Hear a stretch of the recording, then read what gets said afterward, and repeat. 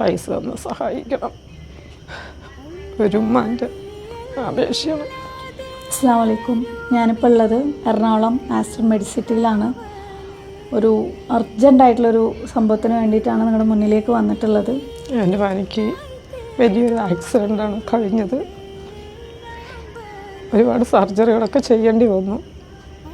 എൻ്റെ മോൻ്റെ മുഖം പ്ലാസ്റ്റിക് സർജറി ചെയ്യേണ്ടി വന്നു.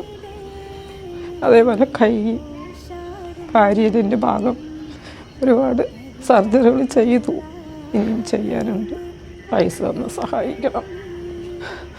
ഒരു ഉമ്മാൻ്റെ അപേക്ഷയാണ്. പ്രിയപ്പെട്ടവരെ, ഈ വീഡിയോ എനിക്കൊരാൾ അയച്ചു തന്നതാണ്. ഇവരാരാണെന്ന് എനിക്കറിയില്ല. എൻ്റെ വീഡിയോസ് കണ്ടിട്ട് എനിക്ക് പേഴ്സണലായിട്ട് അയച്ചു തന്നതാണ്.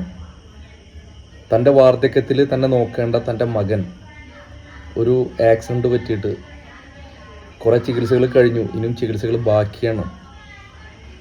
തൻ്റെ വാർദ്ധക്യത്തിൽ തന്നെ നോക്കേണ്ട മകന് വേണ്ടിയിട്ടാണ് ആ അമ്മ നമുക്ക് മുന്നിൽ കൈക്കൂപ്പി യാചിക്കുന്നത്. നമ്മൾ ദിനംപ്രതി കണ്ടുകൊണ്ടിരിക്കുകയാണ് അങ്ങനെ പല പല സംഭവങ്ങളും.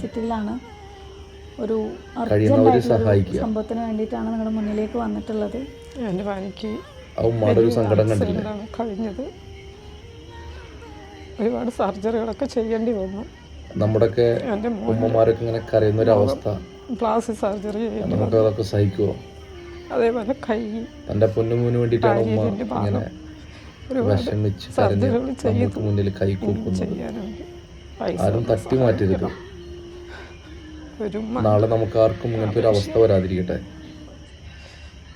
കഴിയാവുന്നത് എന്താന്ന് വെച്ച് കഴിഞ്ഞാൽ കഴിയാവുന്ന രീതിയിൽ കഴിയുന്നവർ ചെയ്യാം. അസ്സലാമു അലൈക്കും. ഞാനിപ്പോൾ ഉള്ളത് എറണാകുളം ആസ്റ്റർ മെഡിസിറ്റിയിലാണ്. സഹായിക്കുക. അർജൻറ്റായിട്ടുള്ളൊരു സംഭവത്തിന് വേണ്ടിയിട്ടാണ്.